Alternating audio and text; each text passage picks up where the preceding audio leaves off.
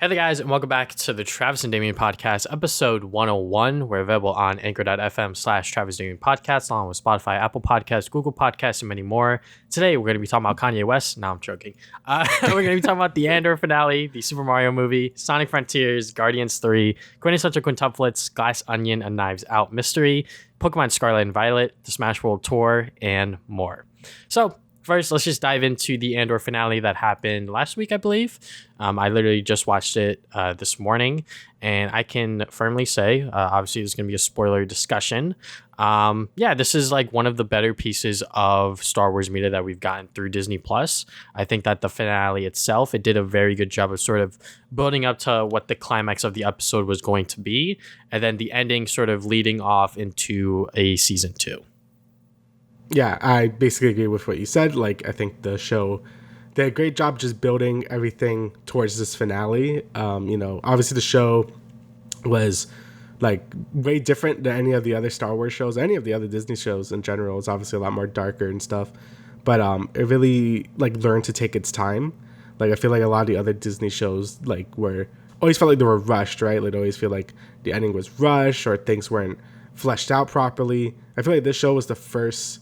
I think Mandalorian did a pretty okay job at this too, but I feel like the show in particular really did a good job fleshing everything out and, really leaving things open for season 2 and stuff. So, I think all that was great. Like, I think I still prefer Mandalorian just because I really like Mandalorian, but this is very good. Like, I think this show does a lot of great things, has great characters, great world building and stuff. Like, it's just really great all around. And I think this finale really shows all its strengths coming together here. So, yeah, really good finale. Yeah, I think that with this season in particular, and because of the existence of Rogue One, you can't fully say that this is something completely isolated from Star Wars. This is not something 100% new. But because this is dealing with something that is away from the Skywalker stuff and everything like that, we don't see a lot of stormtroopers or anything that's really established within the Star Wars mythos until the finale, really. And I think that that's one of the big reasons why the show succeeds really, really well. And I think that it brings a lot of people back to Mandalorian Season 1, where it was very much isolated within the Star Wars universe because the galaxy is very big and you don't need to have all the Skywalker stuff middled in there. And not to say that I don't want that stuff in there. Obviously, it was super cool to see that in Season 2. And as we'll talk about with the release date for Season 3 later, Mandalorian Season 3 is looking to be filled with more surprises and things like that. But it's good to have a different sort of Star Wars show to sort of balance that out with, a show that's, not necessarily catering to fan service, but it has it in there for the purpose of the story. And having this show like Andor that is dealing with a established character, maybe not a very well-known one, but having a story that is talking about the rebellion, fighting the Empire, all that other stuff. Yeah, and, I think it just works well, even if you're not like a Star Wars fan. Like, I think I could recommend this to people that are like not big Star Wars fans, just because, the basic story is just like, evil empire versus like a resistance uprising and stuff. I think like anyone could get down with that. Like, there's not too much lore or whatever you really have to know. Yeah. I think everything's pretty much explained right there. And, it's a lot more gritty, so it's going to get people to like it more, because I know the whole Jedi stuff might be a little too fantastical for some people, whatever. But yeah, especially at the end, like, I think the whole, Andor's mom doing the whole speech thing at the end, like, I felt like, oh yeah, that was really good. Like, just a good, resistance rise up and shit. So yeah, I think like this story could be appreciated by just about anyone. Like, it doesn't just have to be Star Wars fans. And I think that's what Disney Plus is also like kind of missing. Cause I feel like their major shows, like, you kind of have to be a fan of Star Wars, or you kind of have to be a fan of Marvel to really appreciate it. This show, I feel like you could just watch it as a good show. So yeah, I think that is also another like good point for this show, Yeah, I think that is something that is definitely worth bringing up. I think that as a Star Wars show, it's good, but also as a standalone show for people that are not familiar with it, it can also be good. And I think that because that you don't need to know a lot, you might be a little more invested in like the side stories that don't involve with our main character Cassian Andor. I think that that's one of the main criticisms people bring up when they talk about the show, is that like, oh, I don't care about these side characters, or I don't care about these side stories that are going on and everything like that. But I think that if the show mainly focused on Andor, it could have done well, but I think that bringing that context into the story, seeing how all of these other characters are sort of dealing with the actions that Cassian Andor is doing, throughout the galaxy, and seeing how, they're all trying to find him or whatever the case is, I think that really brings the show all together. Yeah, I mean, I also think it's supposed to show that Cassian's actions have like giant ripple effects for like every other character or everyone in the galaxy. It kind of goes into saying that, like he didn't want to really, like he believed in the resistance cause, but he didn't think anything could really be done about it. But all his actions in the show has obviously caused a resistance to happen. So by the end, he's like, okay, I'm going to join the goddamn resistance. So I think the show did good jobs really showing his effects, even though they were unintentional, like all the other characters felt like how strong these ripples were. So I think, all these side characters and plots did a good job sort of bolstering like Cassian's actions and stuff. So yeah, I think the show wouldn't have not been as strong if it wasn't for all those other side plots. So yeah. Yeah, I think that, going back to the speech with his mom, I know that there was a thing that was floating around that, like, instead of saying fight the Empire, they want to say F the Empire, which, that would have been maybe a little too edgy. I think that it works, fight the Empire within that context, because right after they fought the Empire. I think saying something like that was definitely going to be a little out of left field, and definitely would have been on Twitter and probably caused more people to possibly maybe even watch the show. That might have been good PR, who knows? But I think that, having it stay as fight the Empire, sort of keep it within, I guess, like the Star Wars tone, because I guess within Star Wars they don't really curse or really do all that stuff because of, they know that this is sort of a property dedicated, or not dedicated, but, much more geared towards kids. That's sort of what it was built on. And obviously, a lot of those fans grew up now and, they're still loving Star Wars, and that's great. And there's obviously new fans that are still coming in, whether it's with the new Disney movies or even with the new Disney shows with the Mandalorian and stuff like that.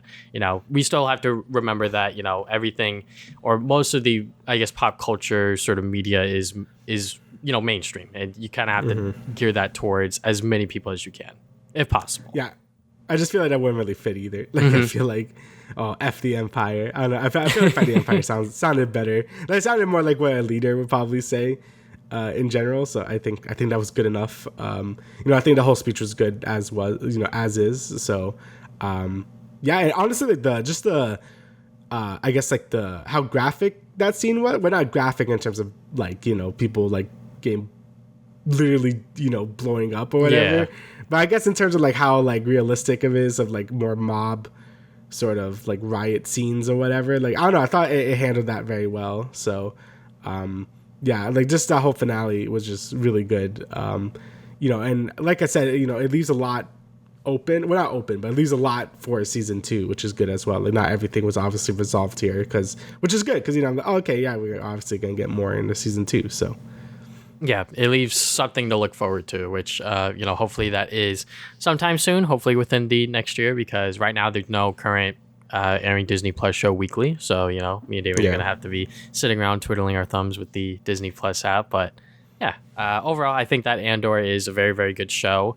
Obviously, if you're listening to us, you know what the spoilers are. But, obviously, if you have friends in your life or family members that, think would like this show of any capacity, show them the first 3 episodes. Hopefully they'll be able to get invested in. And if not, they don't have to watch the rest, because the first 3 episodes are pretty self-contained.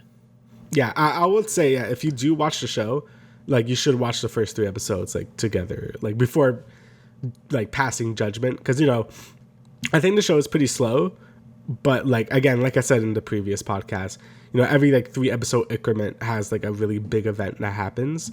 And, I think it builds up to it very well. So I'll say at least give it up to episode 3. And if you still don't like it, then don't watch it. But I definitely think the show rewards you for really like keeping up with everything and all that. So yeah, it's a very rewarding show. I really enjoyed it. And I'm looking forward to it. I never thought, they would get me to care this much about Andor from Rogue One, but here we are. So. All right, so we will move on from there. Let's get into the general news, the first part of it anyways. So first, we're going to talk about the Super Mario Brothers movie trailer 2. They sort of just dropped this on us. I believe it released on my birthday, right? November 30th, if I'm right. Yeah. No, I believe so. November 29th. Anyways, so yeah, we have another trailer for the Mario movie, and it looks good. I think that just from the vibe that this trailer was giving off with the jokes and sort of like Mario going through the levels, sort of like a fish out of water experience. I guess like his first time going through, I almost said Green Hill. The first levels of, Mushroom Kingdom, all that stuff, Mushroom Kingdom. Yeah, it was definitely a lot of fun just seeing him, I guess, like within these more goofier moments that I guess Illumination are a lot more well known for. And I'm glad that they're able to sort of sprinkle that in while, abiding to whatever Nintendo's guidelines are for this movie. So yeah, I mean, like, I'm looking forward to it. Obviously, the cast and sort of like the voice acting is still a controversial topic with Chris Pratt being the main lead, and in my opinion, everyone else is kind of delivering on their roles. I don't think we've heard Seth Rogen as Donkey Kong yet. We saw him, he does look pretty cool, but overall, I am definitely looking forward to this movie. At best, it is going to be my expectation is that it'll be a enjoyable movie, but at best it'll be like a very, very good movie that I can sort of say it is just as good as the Sonic movie, if not better, but sort of holding my breath on that one. So honestly, I didn't expect the tone to be more of like more of an adventure movie. Like, it's a lot more epic than I thought it was going to be. So that's kind of cool. Yeah, like you said, I think all the voice casts are really good, except, like Chris Pratt isn't bad. He just feels kind of bland, and that's about it. Like, all his signature lines are just like whatever, like his "let's go." I know he's like whispering it or whatever, but the "wahoo" is a little weak. But we're gonna get used to it. We're just gonna get used to it. And I think everyone else is good. Like Charlie Day as Luigi, I think is great. I mean, I kind of have a bias against that because I love Always Sunny in Philadelphia, and I think Charlie as Luigi just kind of makes sense. Obviously Jack Black as Bowser is great as well. Peach is good. So yeah, and visually, I think the movie looks great. Like, I think all the visuals are great. All the character designs look very true to their game format. Obviously, a little bit different, but I think Illumination actually did a great job animating this movie, because all the other movies are very like whatever, like Minions and whatever. They're nothing like crazy looking, but this movie actually is like very, very pretty. And yeah, I'm just kind of looking forward to see what they have. There's a lot of references. Obviously, there's like Mario Kart, Rainbow Road. There's a bunch of things going on. So yeah, overall, I have hope. I hope it's gonna be good. I definitely think the main takeaway is gonna be that Mario is the weakest part of the movie. But besides that, I think the movie might be pretty good. Mm-hmm. I think that the fact that they are tapping into so many references and so many sort of like, I guess, things that Mario has done, obviously they are doing the plumber aspect, the Mario Kart stuff. I think that was a pretty good surprise, because I feel like for most people these days, when they think about Mario, they might think about Mario Kart, because that's sort of like the go-to sort of like normie Mario game people play, in my opinion. Maybe I'm a little ignorant to that, but I feel like more people play Mario Kart than like Mario Odyssey, for example, kind of thing. Oh yeah. Because Mario Kart is, very easy. You just pick up and play, and, you race a car and see what happens. But yeah, I am very much looking forward to how this movie does. It looks like that they're using pretty much anything and everything within the Mario IP to its disposal. Obviously, that one shot of the Yoshis running around was pretty cool. Seeing all of those different colored Yoshis. That flower pit of the fire flowers was pretty cool as well. So it's going to be neat to see how the different aspects of Mario's universe interact within this movie, because obviously, we'll see how the mushroom works, if there are even any mushrooms for them to use to, I guess, like sort of get bigger or whatever. So yeah, it's gonna be interesting to see if this actually becomes like an MCU, like, you know what I mean? like Peach says, there's a whole galaxy out there. Like, what the fuck are you insinuating? So, I don't know if they're gonna do, like, obviously they're gonna do more Mario stuff, but I don't know if it's gonna break into the greater Nintendo thing, like the Smash movie that everyone wants or whatever. Like, I don't know if that's ever gonna happen. Probably not. But if there's an ending credit scene is like fucking Link is there, like why? Like I don't know, but it's gonna be interesting to see what happens here. Video game movies have definitely come a long way. I think Sonic definitely helped a lot. So if Mario is good too, then yeah, that's great for just this whole genre of video game movies, I guess, or movies, I guess. Mm-hmm. Yeah. Alrighty, so speaking of Sonic, we got a surprise thing that came out of nowhere. Sonic Frontiers is going to be getting DLC next year, and it's going to be free. This is all free, and they released a roadmap. And obviously, there's some lighter stuff like a jukebox, a photo mode, new challenge modes, whatever. That's going to be an update 1. I don't know when that's exactly coming out, but that's that. Update 2 is going to be about Sonic's birthday. Open zone challenge, new Coco, and then update 3, which is the big one, is new playable characters and a new story. So I guess we're going to be able to play as Tails, Knuckles, and Amy, and there's going to be a new story maybe after what happens in the main story, which will be kind of cool. I don't know, but we'll see. But yeah, that's kind of a big deal. I don't think Tails, Knuckles, and Amy have been playable for a very long time in like a single player Sonic game. Like obviously the racing games don't count. So I'm trying to think of I think it was like Sonic 06 was the last time they were all playable. I think you're actually right. I think it was Sonic 06 because probably after that they were like, all right, we're not doing this shit again because we fucked it up so bad. Yeah, so it's been a very long time since any of them have been playable. So this is really cool. I don't know if it means you could play them in the open zone or whatever, or they're going to have their own little segments or whatever. Probably that.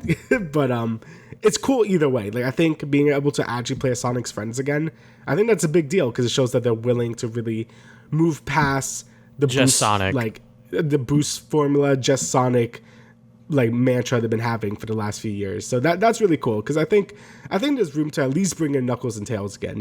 Amy's like really cool if if how they do her. So yeah, that's really cool. Mm-hmm. I think that the fact that they even released this roadmap so early to the fans is pretty cool. It sort of gives people a incentive to continue playing the game or sort of sit on it and possibly come back to it whenever they do drop these updates because obviously it's going to be in 2023. If I had to guess, the first update is going to be within January to March, second update between April to whenever, and then the third update is probably going to be sometime during this time of year. So yeah, it's very cool to see that we're getting like our first Sonic game that'll get like free updates kind of thing because we see other games get these kind of like free update kind of things. Like even Nintendo has been doing it for so long with all of their I guess like sport Mario games where they're like, oh look, now we got more playable characters and different modes and stuff like that. But now it's Sonic's turn and Sonic's first big game since like or should I say big successful game since like Generations. Back when Generations came out, it was like 2011 or something like that. And back then free updates were not really a thing. And now we're sort of in an age where, hey, it's a good thing to update your game for free if it's not going to sort of mean that you're going to release a whole new product. Because I think that releasing a whole new product is going to be a sort of paywall, if you will. And even if they did release this stuff with a paywall, I don't know if people would buy it, because it seems like a lot of this content is sort of just like supplementary, which obviously is what DLC is, but I don't think it's like substantial enough. Maybe for the new playable characters and the story, but that's all the way within Update 3. Yeah. I'm surprised like Update 3 isn't paid for. Like the first two, I'm like, yeah, those could be free. That's whatever. But the last one being like free as well, that's pretty big. Especially because Sonic doesn't really get a whole lot of DLC like in general. Like it's usually like very like he has like Casino Night or whatever. Like no one really cares.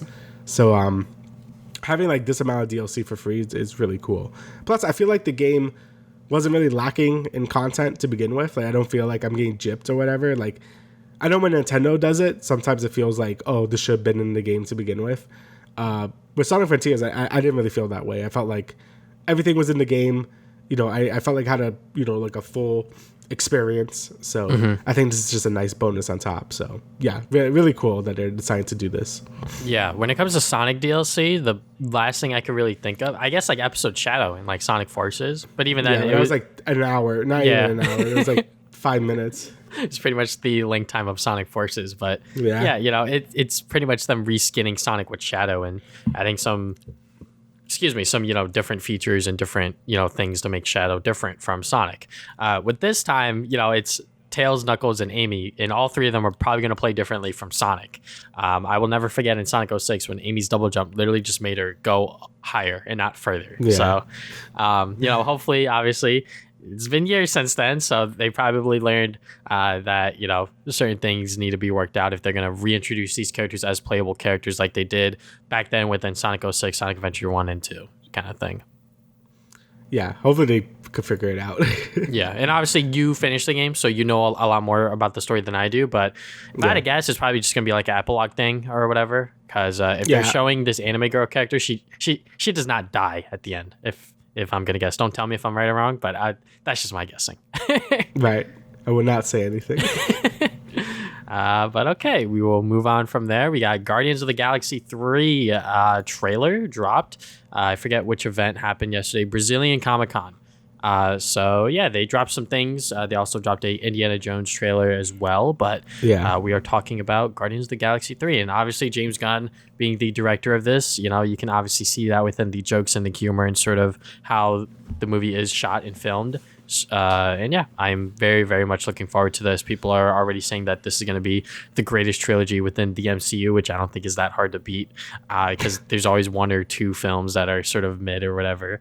But it feels like within this trilogy in particular, because it is all James Gunn from beginning to end, it's actually going to be pretty consistent. Obviously, with the Avengers movies in between, having that sort of changed how these characters are and sort of their storylines. Obviously that'll play a part. I wonder how Gamora is going to be in the movie, because she's kind of dead, but we do see shots of her within the trailer. We don't know what context, but I'm very much looking forward to this. Obviously, or should I say not obviously, it's coming out in the summer, which I think is pretty exciting. I think that having a movie like this in the summer is going to be a good thing and pretty much get a lot of people back into theaters once again.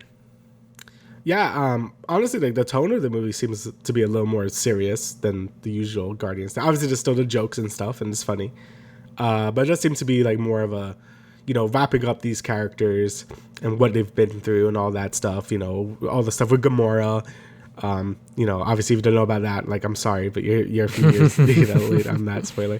And yeah, it seems to be like maybe touching on some of the backstories. I think Rocket looks like you saw like Baby Rocket or something. Yeah. Like for a second, I feel like Rocket's gonna die. Like, I don't know. It feels like a lot of like that's what a lot of people are predicting. Yeah, so like it seems like something like that's gonna happen. So yeah, it definitely feels like it's gonna be more of a serious movie, which is good. Like I think having these more serious moments in the MCU definitely feels strong, especially because whenever they get too overly jokey, it could be a little like, annoying. Mm-hmm. So sometimes you want something a little more substantial. So I'm happy that this movie is kind of going in that route. And I'm very excited. I love Guardians. I think, Guardians 2 was okay. But, I really like Guardians 1. I like them whenever they show up in Avengers and stuff. So, yeah, I'm definitely looking forward to Guardians 3 and seeing like how, I guess, this story ends for them.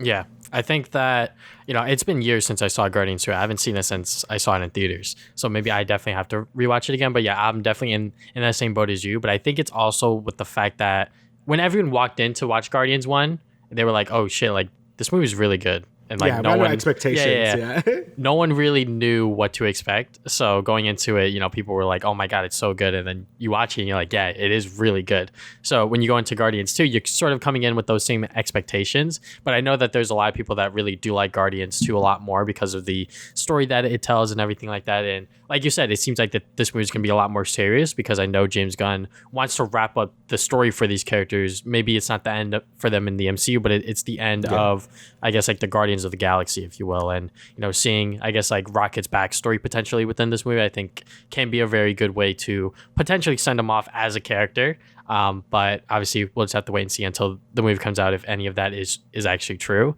And obviously the soundtrack choice, once again, really, really good. So yeah, they always pick really good stuff for this. But yeah, I'm really looking forward to this movie. Hopefully it doesn't disappoint. Yeah. All right, so next we have The Mandalorian Season 3. Not much here. It's coming out March 1st. What I was gonna say, I had something I wanted to say. They also told John Favreau also talked about how there's going to be a lot of big surprises and sort of bigger things to look forward to. If you thought season 2 had a lot of big things, this one's going to have more, I think, space battles, fight scenes, all that good stuff.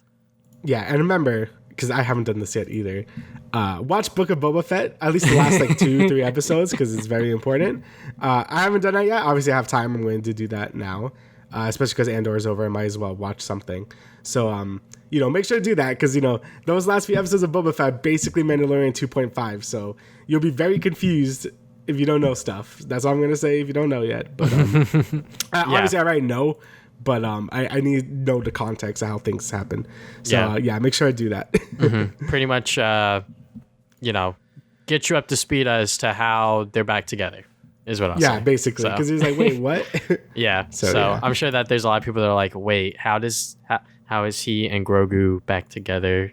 So, but yeah, season 3, very, very exciting. March 1st. That's obviously a ways away, but I'm sure that's just because they want to make sure everything is sort of fine tuned and everything like that. But quickly moving on from there, we're gonna talk about Marvel's Spider-Man. So there was news that the voice actor that played Harry Osborn will not be returning in the PS5 sequel.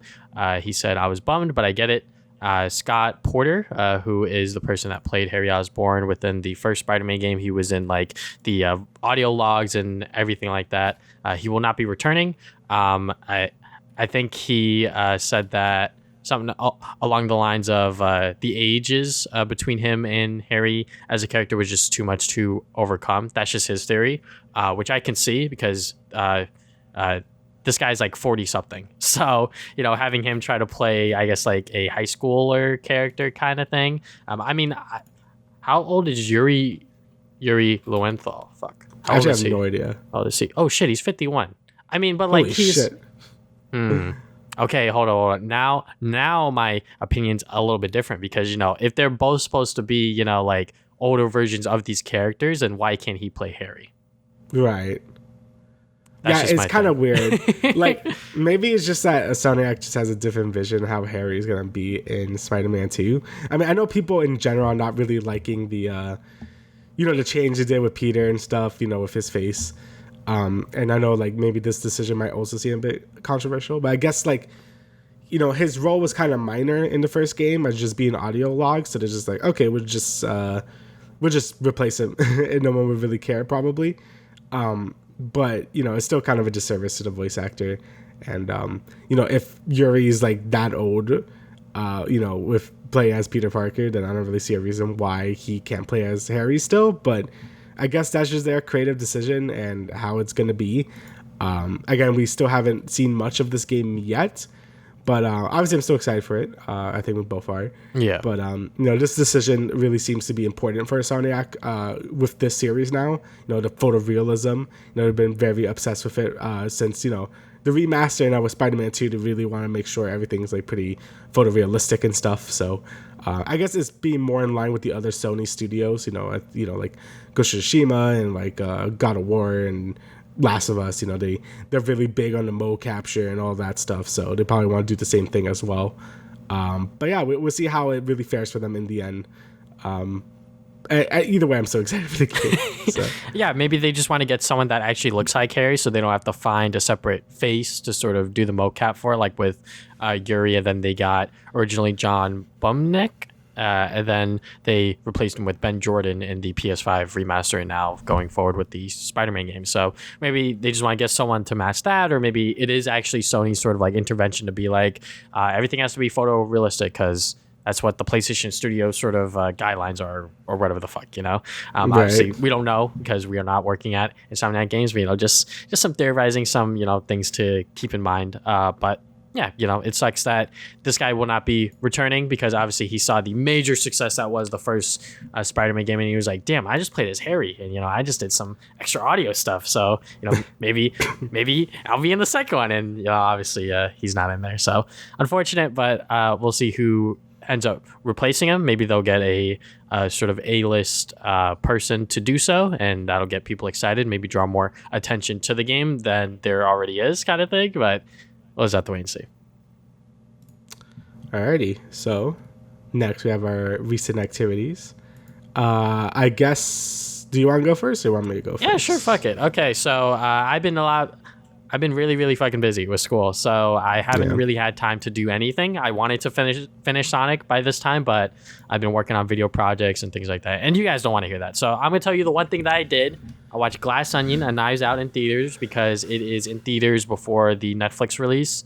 And yeah, it is very, very good. I think that if you watch the first Knives Out, whether it was on Netflix or it was in theaters, go check it out in theaters if you can. It is for a very limited time, which sucks. I think that Netflix should just release this in theaters, keep it in theaters up until it goes up on Netflix. Because I feel like that this is a movie that you kind of have to watch. Well, not have to, but I think that the theater experience with any movie, especially with big popular movies like MCU movies, Star Wars movies, and even movies like this that are sort of popular with like the normie crowd, you need to watch it in theaters because when the jokes are happening, seeing other people laugh, hearing them laugh, hearing their reactions, sort of, all of that stuff, it might be annoying when like the guy next to you is saying something, but it's like, oh, like that is kind of interesting that, he sort of brought that up or something like that, to like the person that he's sitting next to. I think that the theater experience brings a lot of things out within movies. And I think for this one, if I watched it on Netflix, the jokes wouldn't have hit the same. And, sort of like what the mystery that was unfolding would have happened. So what this movie does different from the first one is that everyone's different. Like the only returning character is, what's his name? The detective guy. I forget the fucking actor's name.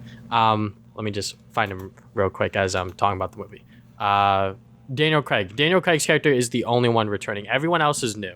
And most of these actors, you might be familiar with them within other works. I'm familiar with Edward Norton because he was the first Hulk. Jessica Henwick, she was in Iron Fist. And yeah, all of the actors, actresses do a fantastic job playing their role, playing their character. And yeah, when the mystery does unfold, it is very much similar to how the first Knives Out was. It was like, whoa, what the fuck just happened kind of thing. And once that sort of happens, it just keeps on going.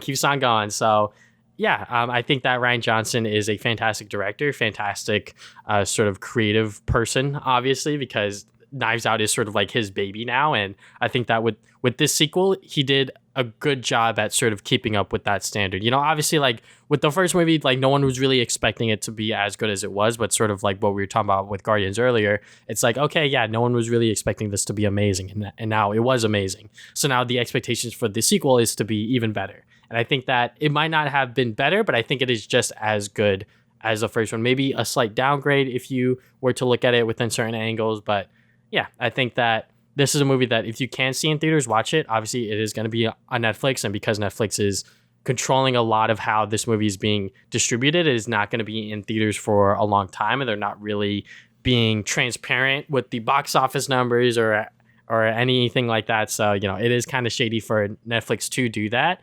I think that, them as, I guess, like a tech company in a sense, they don't want to, work with movie theaters. They sort of just want to be on their own streaming service and sort of recoup all of the money there. But if you can make millions and millions of dollars at movie theaters, despite the theaters getting a cut of it, I think that that's a lot more worth it than you getting like a few thousand extra subscribers on Netflix, because Netflix has been around for so long, and I feel like people that are subscribed to it for a reason, and people that aren't, they've either been subscribers or they know what Netflix is. Yeah, I mean, I really like the first Knives Out. I only watched that like a month ago, so like I'm like, yeah, I'll probably watch it. I don't know if I'll watch it in theaters. I don't know how long it's supposed to be in theaters for.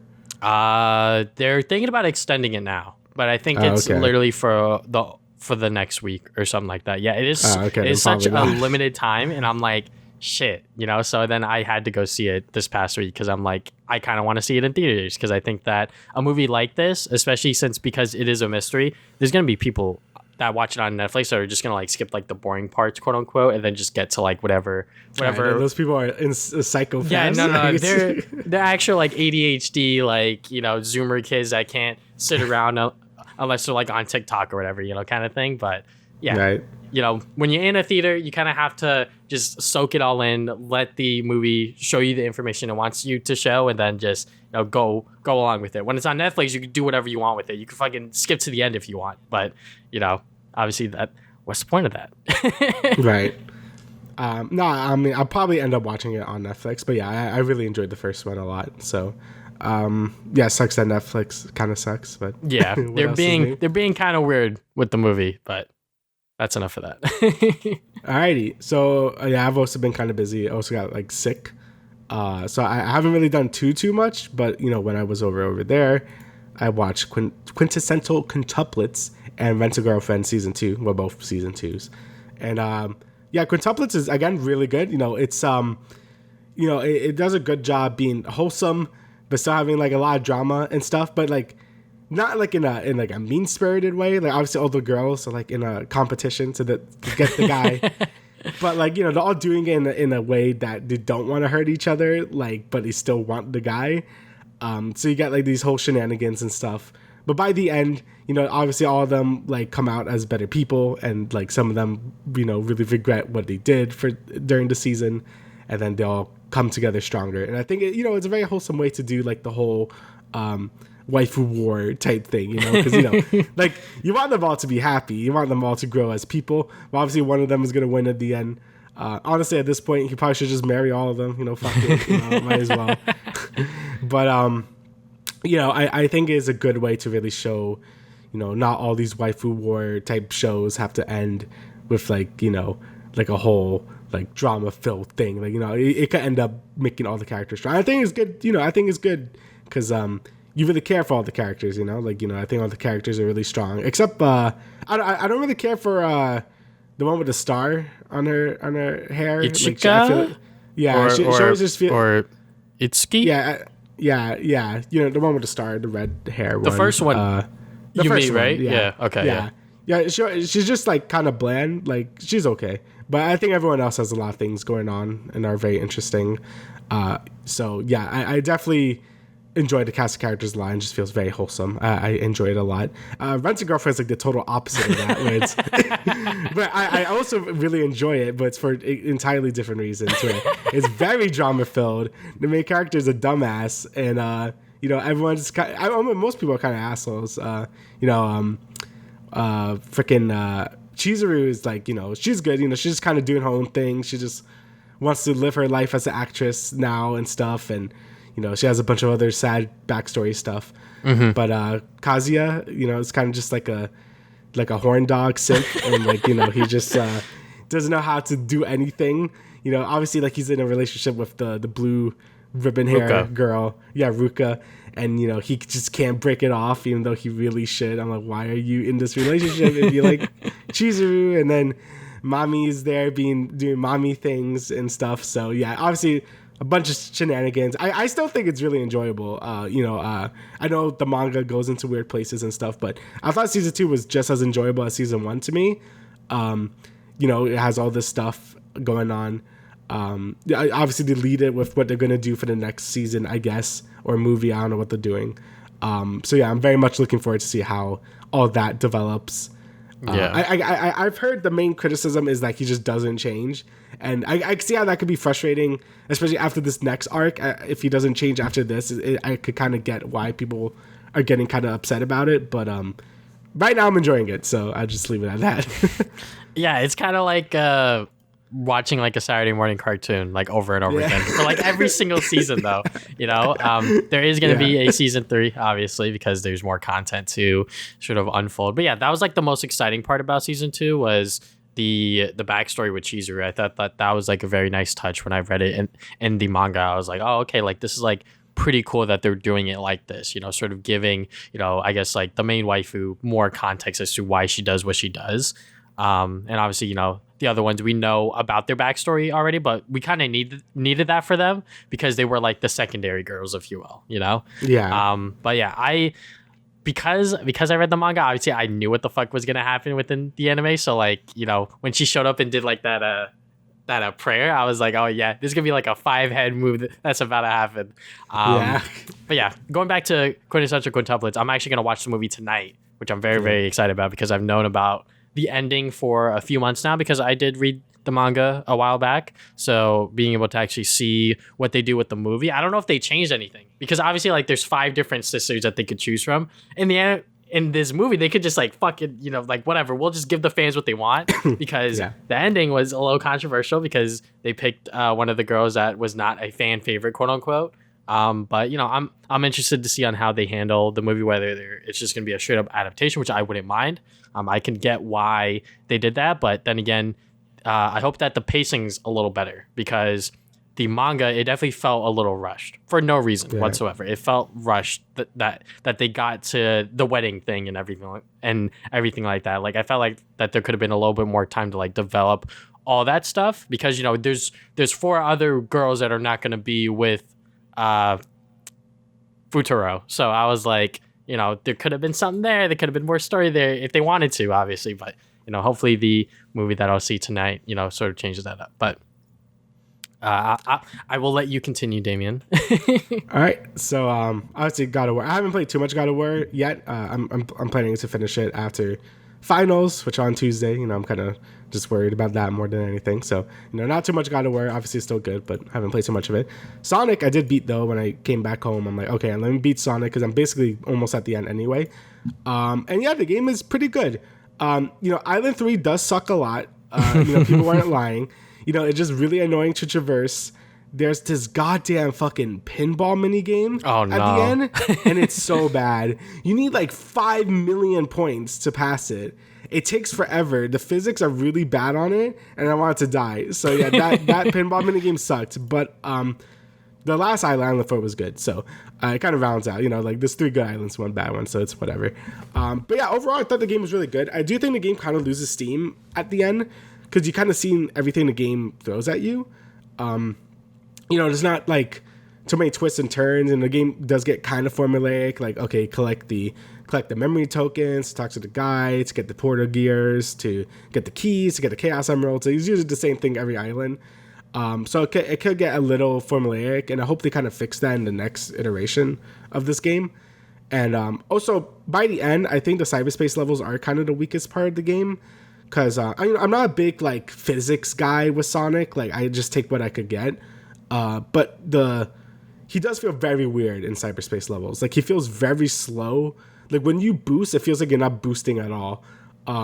There's a lot of points where you're going up like a thingy, like a loop, and like he just magnetizes to it, like and shit. Like it does feel, it feels very off, is what I'm trying to say. So yeah, I kind of hope to kind of just ditch the cyberspace levels because Sonic feels great in the actual open zone. Like I think it feels pretty good. So I think they should just put those levels in the open zones and have more stuff to do in there instead.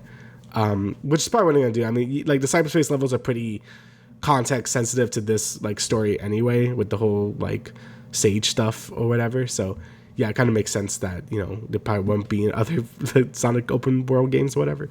But and honestly, my favorite thing about this game is definitely the story. I really enjoyed the story in this game. Like not too much really happens like in the story, but I think the character interactions and character development and stuff is really good.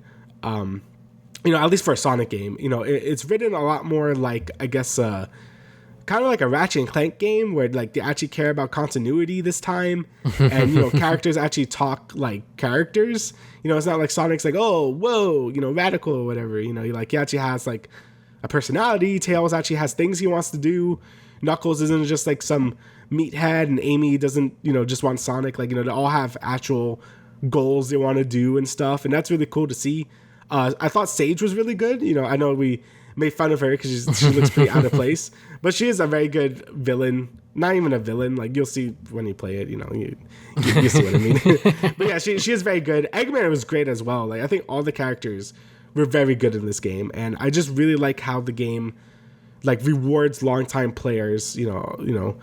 Especially from the early 3D games, for really keeping up with all the games. Like they reference almost everything. They reference fucking like Dark Gaia. They reference like Sonic Colors. They reference like the Arc. Like they reference everything in this fucking game, and it's really cool.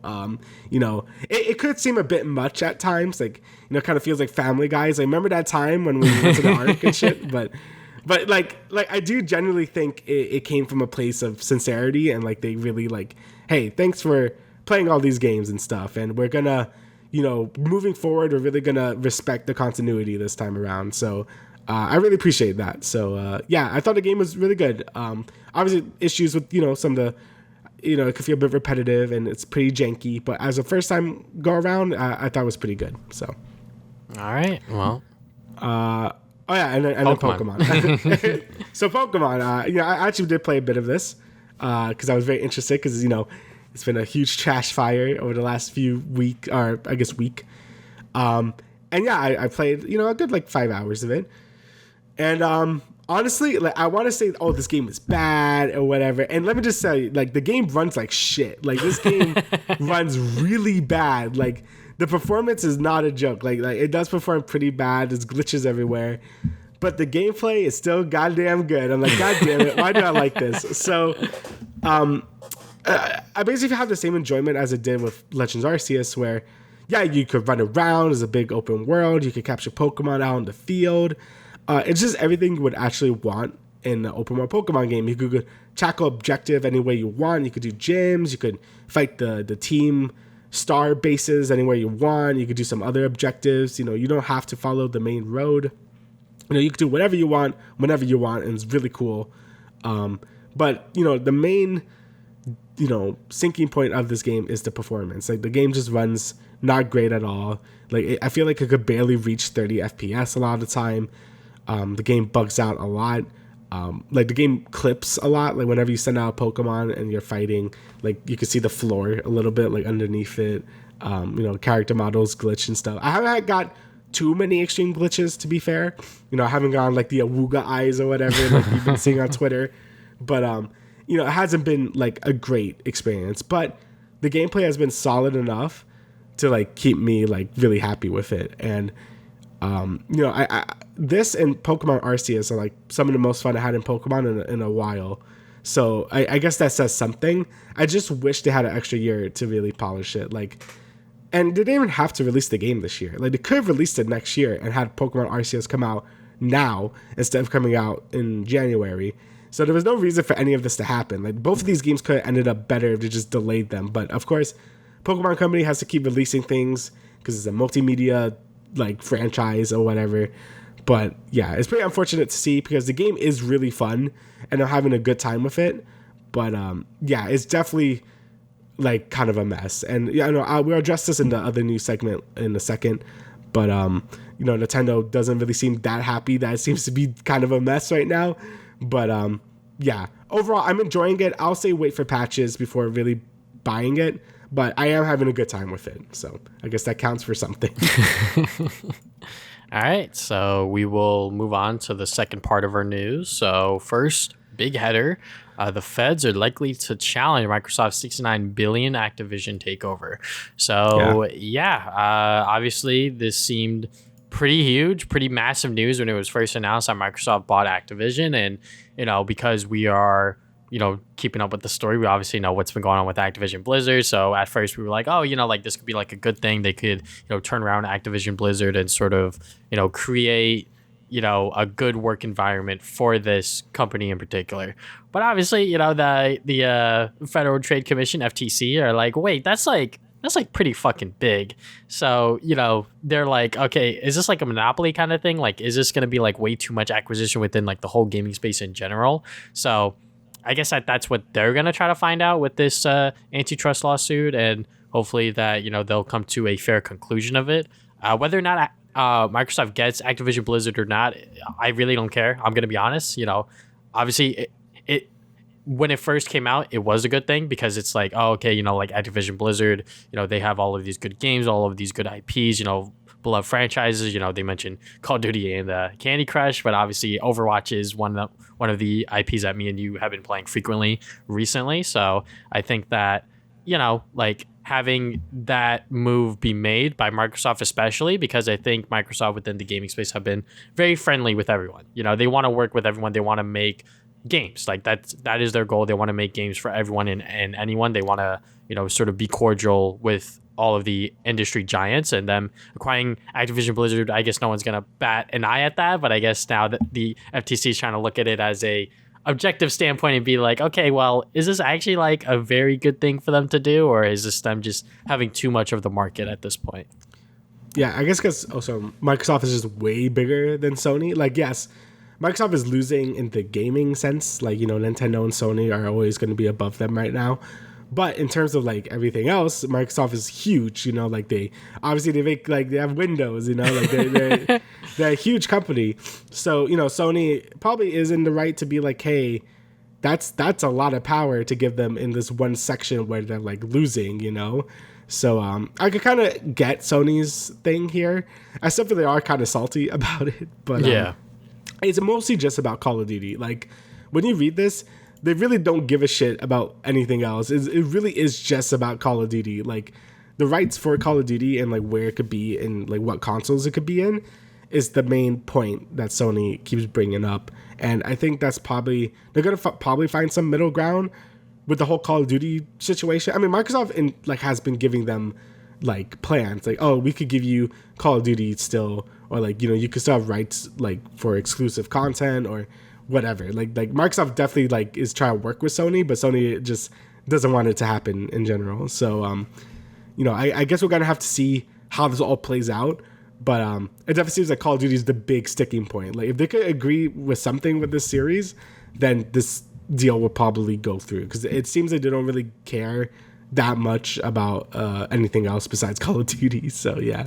Yeah, I mean, it just seems like that Sony just doesn't trust Microsoft, which, I guess as your competitor, you're not supposed to trust them. So yeah, in the grand scheme of things, I guess it's okay. But at the same time, it's like, what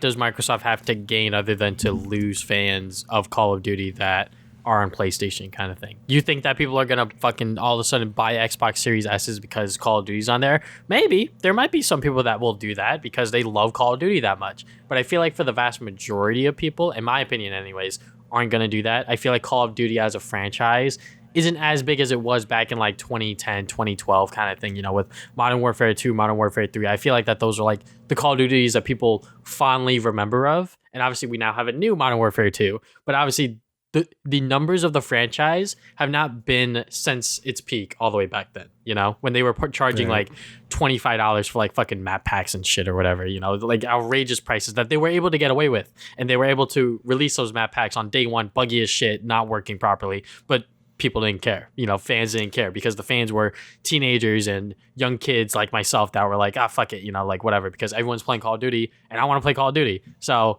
this is what we're doing. Yeah, I think it's mostly because Sony doesn't really have a big multiplayer thing on their console. Like obviously now they're expanding to work on that, with the Last of Us factions and stuff. But they don't have anything right now. Like all they have is Call of Duty to really sell PS Plus in terms of the online, accessibility stuff. So I think that's why they really are worried about it, because that's like a big thing for them. And I mean, smart Sony is now kind of focusing on their own multiplayer stuff, so they don't have to be so reliant on Call of Duty for that. But, until they can figure that out, they're probably going to still be panicking about this whole situation. So, yeah, I mean, it's like, back in the day, Microsoft had, a lot of exclusivity rights with Call of Duty, like with the map packs and stuff like that. And then I think recently PlayStation had the sort of like esports stuff with, all of the players are going to be playing on PlayStation consoles, on PlayStation controllers and everything like that. And I think it's still like that. So, it's been this back and forth with Microsoft and Sony with Call of Duty for years now. So I think that this is sort of possibly the tipping point, and hopefully, whatever the FTC sort of conclude within this antitrust lawsuit, we'll see what happens, because this is like a pretty big thing to sort of bring up. Alrighty, so next is obviously more Pokemon news. I'm going to talk about both of these. So despite all the problems, Pokemon Scarlet and Violet has sold over 10 million units within 3 days of release. So I believe this is the best-selling Pokemon game now, or at least launch sales now. I'm not fucking surprised. Which is insane. So, like right now, the lifetime sales of Pokemon Diamond and Pearl were 14.92 million, and this is obviously already 10 million. The lifetime sales of Pokemon Let's Go Pikachu and Eevee, which were the other Switch Pokemon games, sold 14.8 million. So yeah, obviously this game is selling a lot of copies. Obviously the hype of a new Pokemon game is always going to be, going to get a lot of people to buy it. But it's also, I guess, the move to open world, and, people are really excited for that. I mean, myself included. And I think, the game is super fun, but this goes kind of with our next part of the story. Like I was saying, the game is very broken. Like, the game is very clearly not ready to come out. It was very clearly rushed out for the holidays and stuff. And, Game Freak has never been like a great developer in terms of technical stuff. So, now we actually see that the game's getting an update for yesterday, actually, December 1st. It got an update. But as a true Nintendo fashion, they don't really like say anything. It's just like, oh, we fixed various stuff, and then that's it. Like, they don't really give specifics on what they fixed. But here they say, we take the feedback from players seriously and will continue to work on improvements on the game. And I don't think they've ever really said that about any other first-party game they've like released. So I think they're pretty aware that this game is like kind of a broken mess right now. And I really hope that, Game Freak and Nintendo really like step it up in terms of like post-patch updates and stuff to really make this game like actually work. Because, there's one thing for the game to look ugly. Like, Arceus was an ugly game, but at least it worked and ran fine. Like, there was nothing really wrong with it besides it looking ugly.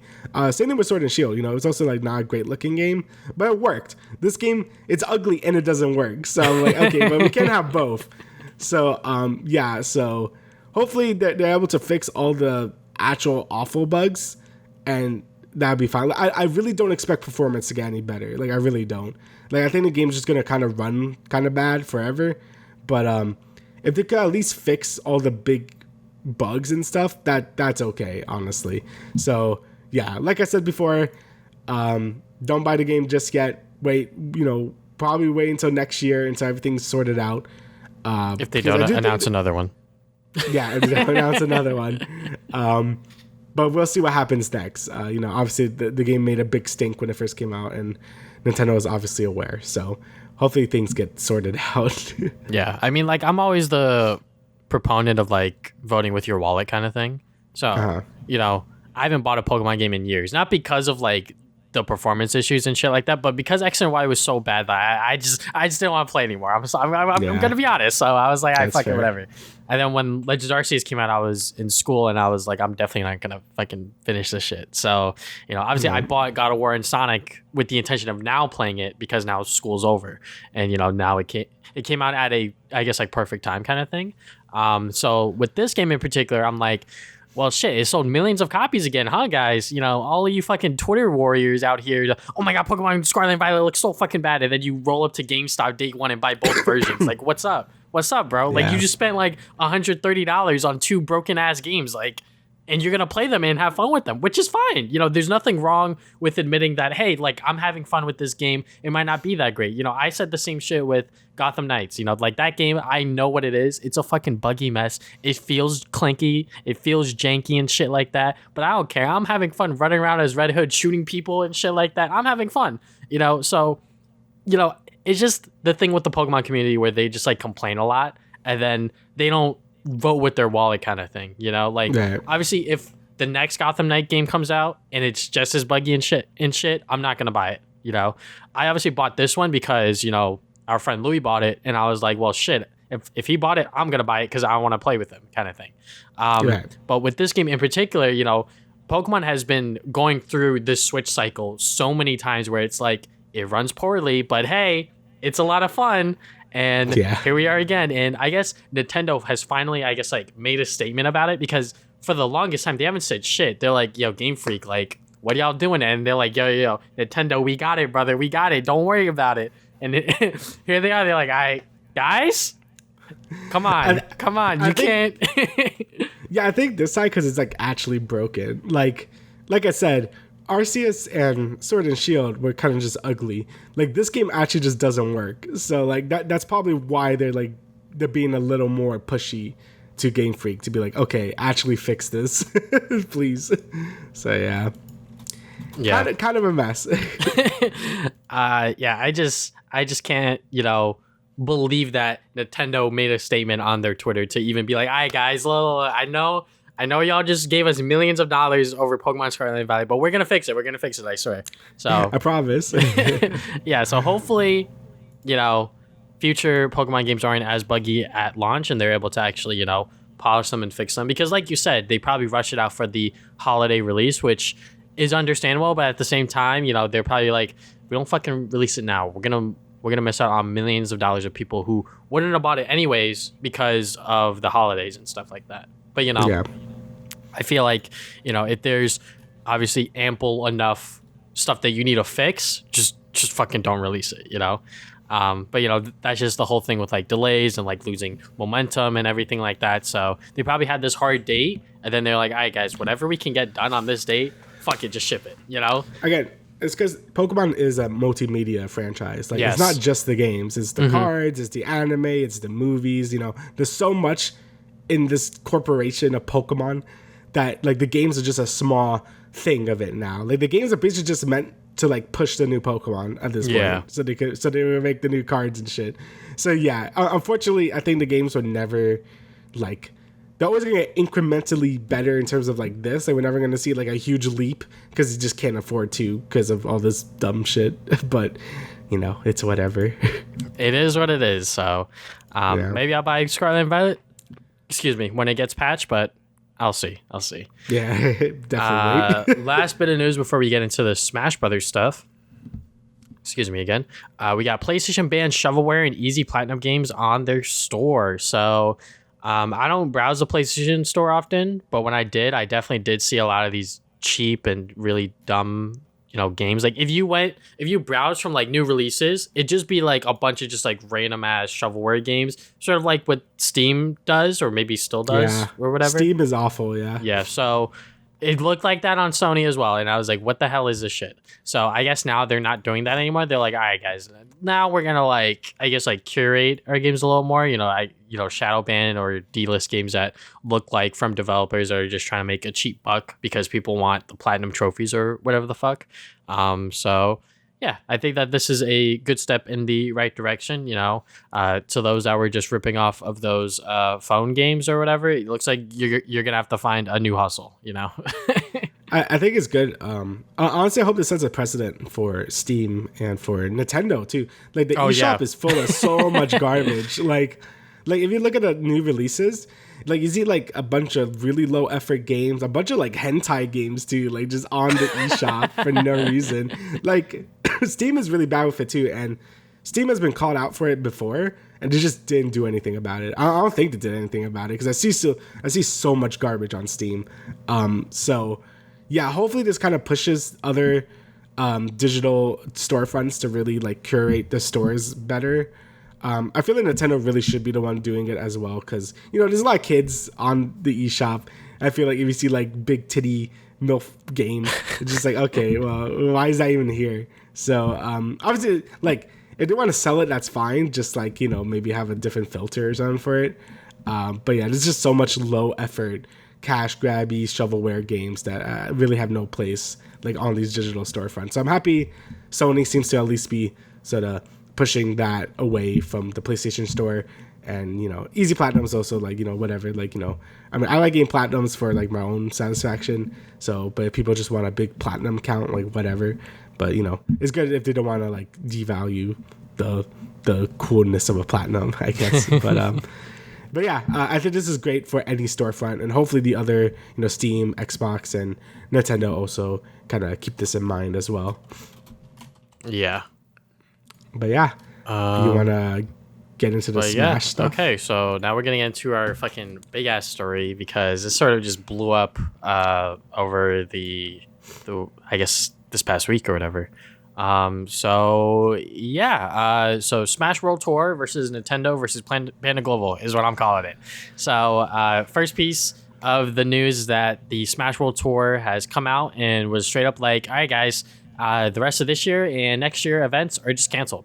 We cannot do the Smash World Tour anymore because Nintendo has shut them down because they don't have a official license with it. They sort of gave everyone a big backstory on this Medium article, which I implore everyone to go and read this official statement that they released because it is well crafted and it does have a lot of details from their side of the story, which I think I should emphasize. Like, there's always two sides of the story, but in this case, there's like three because of Panda Global's involvement with Nintendo, which we'll get into just a little bit. So they preface that they had a strong relationship with Nintendo prior to this cancellation. And when the Panda Cup was announced, which was the first like official like Smash Brothers like tournament circuit thing, officially licensed with Nintendo was like, this is not exclusive. Like, we want to continue working with you. And that's when they first thought that they were going to get shut down. So they were like, okay, like, this is it. We're fucking donezo. But it turns out that Nintendo really did want to work with them.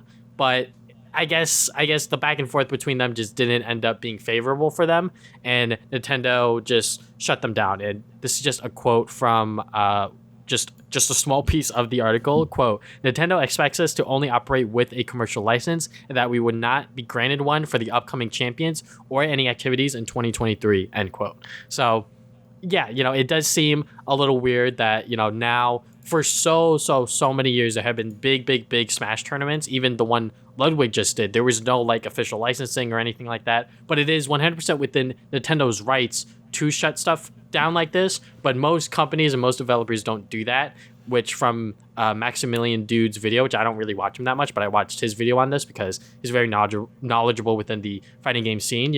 I think he worked at Capcom at one point, and before the Capcom Cup was even a thing, it was like, okay, we're not going to touch any of these tournaments because the moment we touch them or like fuck around with them, people are going to get mad and people are going to get upset. So obviously Nintendo has been doing this for years. And this is when I guess like the Panda CEO and sort of like the Panda Cup come into play, where it's like, there's like theories going around that like Panda has people inside of Nintendo that they're like closely working with. And like the CEO of Panda, which they never directly call out in the Medium article, Dr. Allen, he's been like, I guess like messing around with the Smash World Tour, sort of trying to get literally just Panda Cup. That's it. Like no Smash World Tour or anything like that. Like he wants everything when it comes to Smash tournaments, which is a little weird and a little strange, especially because this community was really built on literally everyone's efforts and sort of everyone trying to do their own,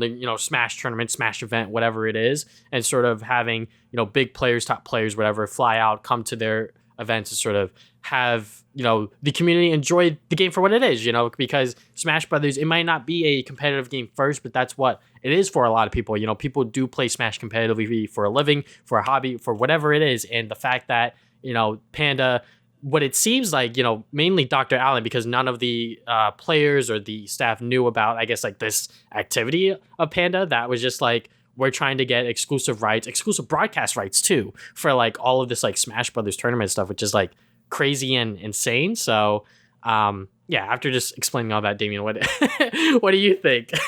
I read the whole Medium article, and it definitely seems like both Nintendo and Panda are obviously kind of buttholes, to put it lightly. So Panda, is mostly just the CEO, right? Like he's, I guess that's just Panda in general. But I don't know. Obviously, this is just one side of the story. Like anything could change. The whole Bayonetta situation really made me aware of that. But from the information we've been given, it seems like the CEO has been kind of being an asshole. Just being like, okay, let's like, he wants to basically have like the monopoly of Smash tournaments for some reason, even though Nintendo was like, this is not an exclusive thing, like there could be multiple circuits at once, so it doesn't just have to be the Panda Cup or whatever. But Nintendo themselves said that, but this guy's just like, no, I want it to just be me. And in the article, Nintendo said Panda doesn't speak for us, right? Like we make our own decisions, Panda doesn't speak for us, or whatever. But it seems like a lot of decisions were like influenced by them to begin with, like anyways. So like, I don't know, it's kind of weird, like this whole situation. Obviously Nintendo being Nintendo, they don't respond in timely manners. They're very weird about stuff. They say everything is fine 1 second and then it's like, oh, you can't do anything the next second. Like, just the lack of communication from Nintendo is kind of just like what I think everyone's used to at this point. Like even just like general gaming audiences are like, like we don't really get straight answers from Nintendo a lot of the time. Yeah. And you could really feel the frustration from these organizers throughout the whole article. Like they really tried everything they could. Like they did, like they applied for the license, like they waited months for an answer. they didn't get anything from them, and then they got canceled like last minute because Nintendo's like, oh no, you can't do this anymore. So yeah, it definitely feels like Panda and Nintendo are both really like to blame here. Like even if Nintendo wants to say whatever they want to say, it still is like very like, all right, well, it's hard to give a benefit of doubt to Nintendo when they've already been pretty like hostile to the Smash community throughout the years. You know what I mean? So yeah, it definitely seems like a Nintendo and Panda blame. Some people are putting more blame on Panda, which I don't necessarily I guess like disagree with, if you will, but I don't 100% agree with it either, because obviously, like we said, there's like multiple sides to this story, and like the truth will come out eventually.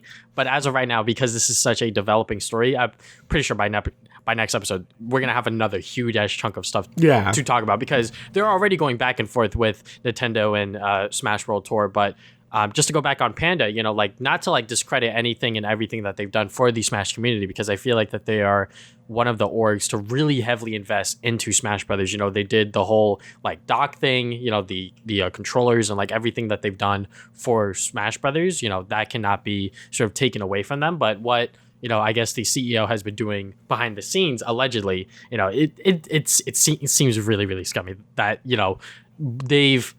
they've had all of these tournaments, under different umbrellas. And now that Nintendo wants to officially get involved, now there's only going to be one sort of circuit and one sort of bracket. I don't think that's going to work for this community in particular, because I know that, for example, with Riot Games and League of Legends, obviously this is like a completely different game, but this is something that I'm a lot more familiar with than with Smash Brothers. So bear with me. But with League of Legends, when League of Legends first came out, Riot Games, they allowed other tournaments and other things like that, facilitate as they did the LCS and sort of like their own like tournaments, obviously.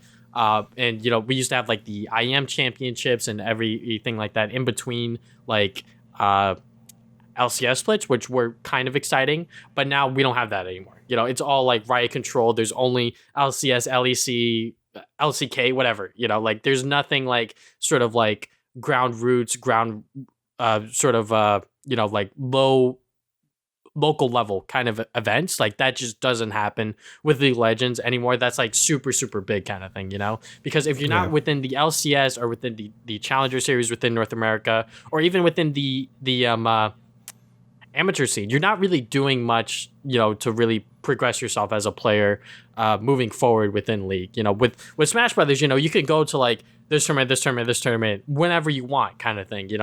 There wasn't all of this like licensing issues and everything like that, which like you don't need a license to necessarily run a tournament at a local level. Obviously, if you want to have like a big event, you do run a risk of having the creators of the e-game be like, okay, yeah, no, you cannot run this thing, which obviously Nintendo has done in the past with Pushback, obviously with EVO 2013 as like the biggest example that people bring up a lot when they are talking about this.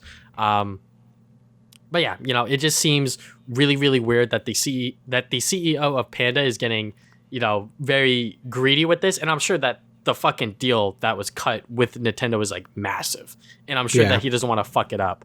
But like, sort of getting more of the pie for himself and not sharing with everyone else is a bit much. Yeah, like I just don't really get like why, like is it really like that, like you can allow the other circuits. Like I don't know why he's like being like a weird Disney villain about it. Like, oh, I'm gonna like freaking like tell people not like, oh, your thing's gonna get shut down. I'm like Jesus Christ, dude, like calm down. I just want to preface that we still don't know everything. And, maybe some things might have been exaggerated or whatever. Fuck it. By the time you might be listening to this shit, things might have changed. Yeah, things might have changed. So, take everything we're saying with a grain of salt. Like this was like 2 days ago, I think, or something, all this got announced. So, things could radically change. And we still don't really, I don't think we still really know Panda's side of the story too much yet, right? Yeah, no. Dr. Allen has not been on Twitter. I don't think Panda has released a statement officially either. So yeah, we don't really know much about their side anyways. Yeah, so I don't want to get too into that, but Nintendo has made it very clear, like their stance on it. Because, I guess we could go into Nintendo's response if you want. So, yeah, they basically said that they couldn't come with an agreement with Smash World Tour for a full circuit in 2023, but they didn't request to cancel or change any of the remaining events for 2022, including the championship event. So Nintendo was basically just like, like, hey, you I guess you could have like done it, like, you still could have finished the thing, but you just couldn't like do more in 2023. Yeah. Which, I guess it's fair. Like they didn't really.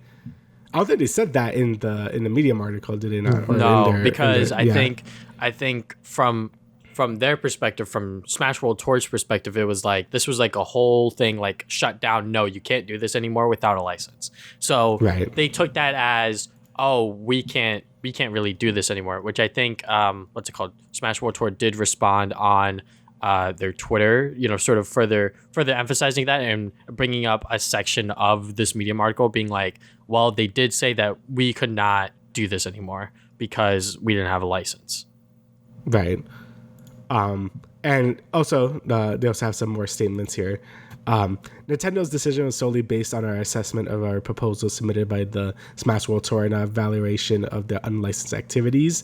This decision was not influenced by any external parties such as Panda Global. So like I said before, they're saying they weren't really influenced by Panda Global, but a lot of things they're saying is I don't know, it's kind of weird. It sounds like they were influenced by Panda Global, but anyway. Second part is we're open to partnering with other organizations, as I said, and we continue to offer licenses for major tournaments outside of the Panda Cup.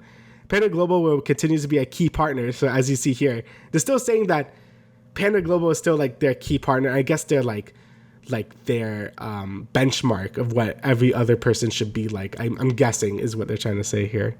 Yeah, and it's like Smash World Tour responded to both of these responses. Now we're on the second one, but for the first one they were like, yeah, like they were very clear multiple times that if they had considered the implications of canceling the championships as well as next year's tour, and they affirmed that they had considered all variables. So, obviously at this point, it's sort of like a battle of he said, she said kind of thing, because like, I want to believe Smash World Tour, and I also kind of want to believe Nintendo, because I don't think Nintendo is as malicious as they were back in 2013, because that's almost 10 years ago at this point. I feel like that the company has changed a lot, especially with the esports side of things. They've been a little more open with it. Maybe not a lot more open with it, but they are realizing that, esports for Smash Brothers is a viable thing.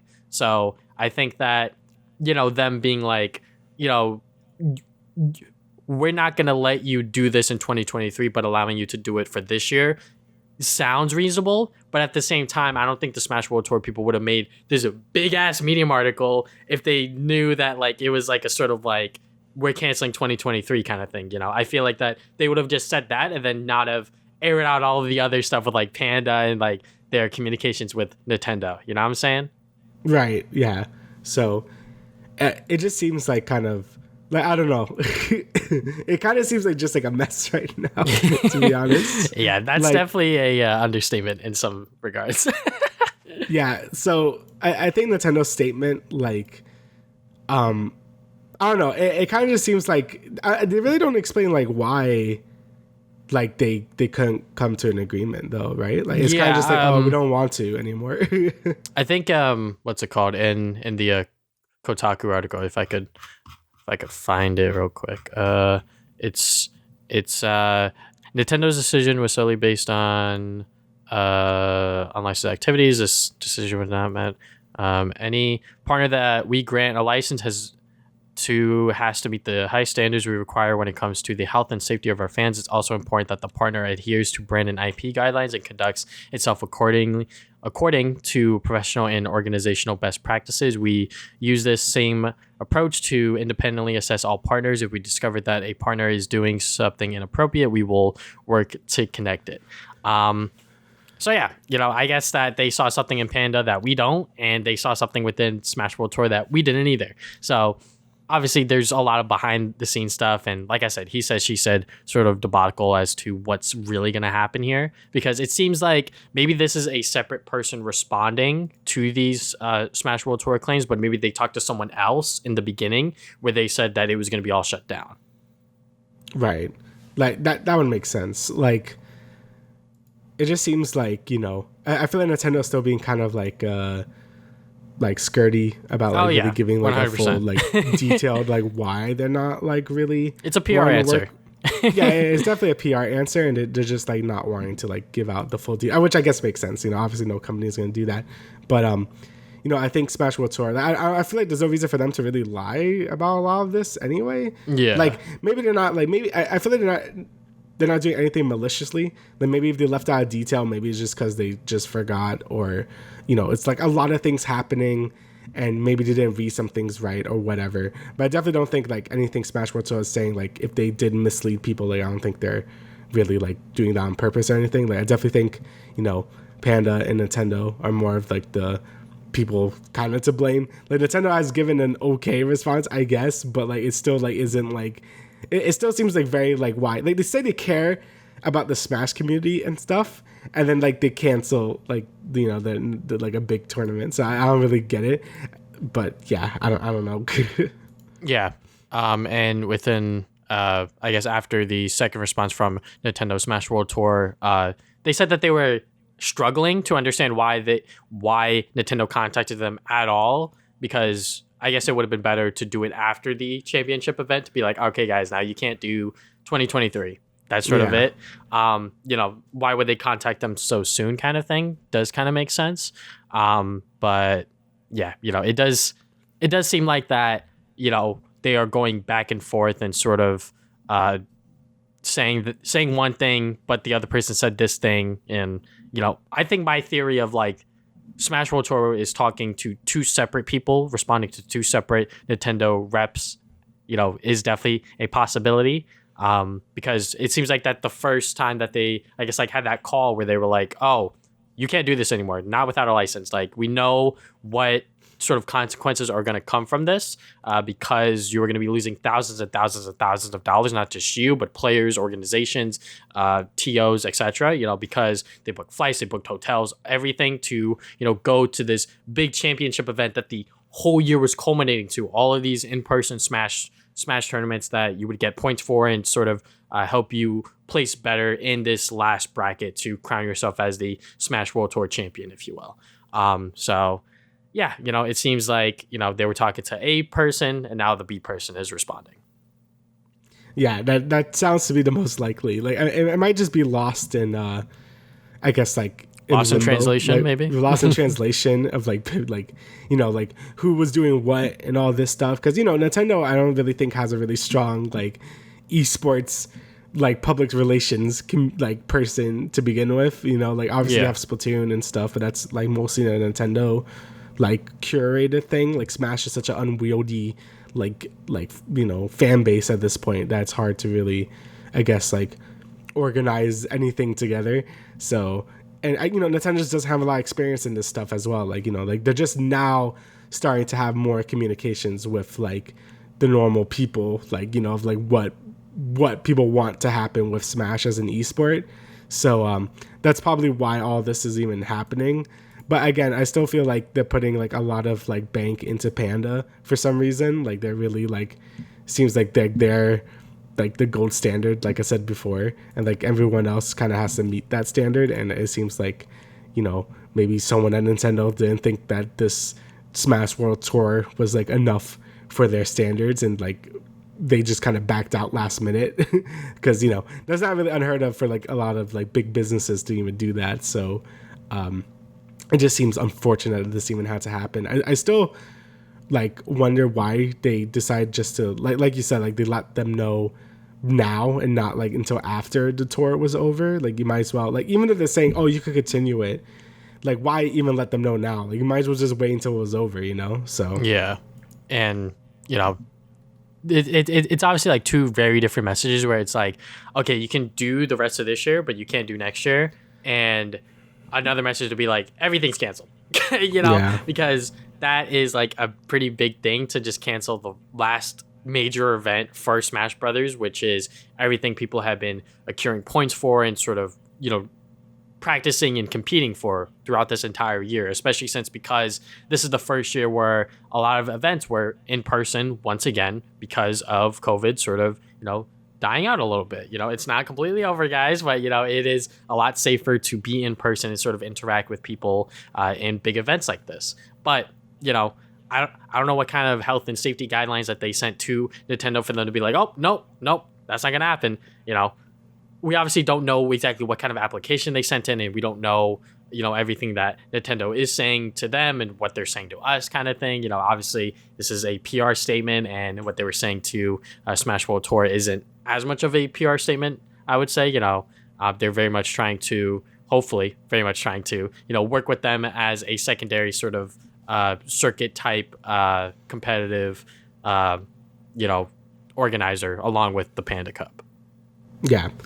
So, I mean, hopefully all this could get sorted because, I think, Smash has always been a very like grassrooty type of esport to begin with. So I think like just having it into like one major cup is kind of stupid anyway. I know Nintendo is saying they want multiple, but Panda, at least from this story, seems like they want to shut any of that down.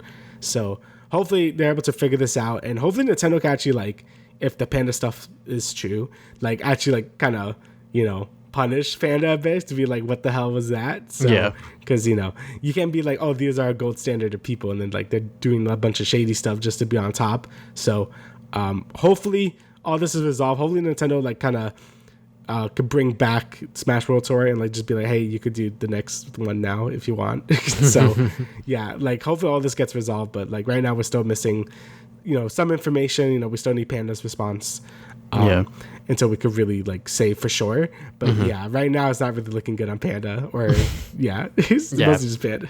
There's a lot of protesting, thoughts and, hashtag fuck Nintendo kind of thing. So, right. Yeah, I know that there's apparently like a contractual obligations people have to meet and actually participate in these Panda Cup events, which if that'll happen, I wonder how many of those players are actually going to protest and, just like not play the game and just like stand back, and just not give a fuck kind of thing. So, it might be a similar situation with that one Splatoon event where, they said like Smash for Evo or some shit like that. This was like months and months ago, Damian. I don't know if you can remember this, but this was like, a Splatoon tournament, and a lot of the teams named it after like a Smash thing that was going on or whatever. I don't know if you could remember that. I can't remember that. Yeah. Someone out there is going to remember that, hopefully, if they're still listening. But yeah, that's pretty much everything I have to say without repeating myself over and over again. But is there anything else you'd like to add, good style?